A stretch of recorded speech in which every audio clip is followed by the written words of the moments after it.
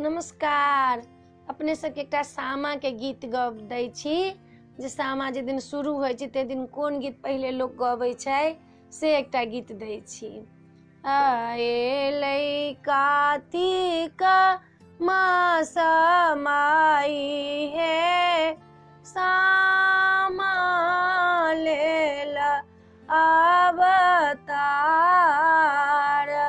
कानी कानी बहिनों से छोटकी बहिनों चिट्ठिया देला नीली खाए एहो चिट्ठिया दियाहिन रे नौआ बड़का भैया केरा हाथ चिट्ठिया पढ़ाईते यो भैया घोड़ा पीठी भेला आसबार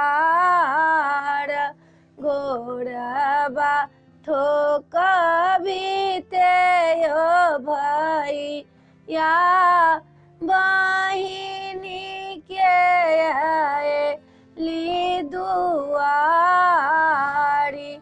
आई मनोरथ पूरा लइयो भैया भैया एलै पाहुनाई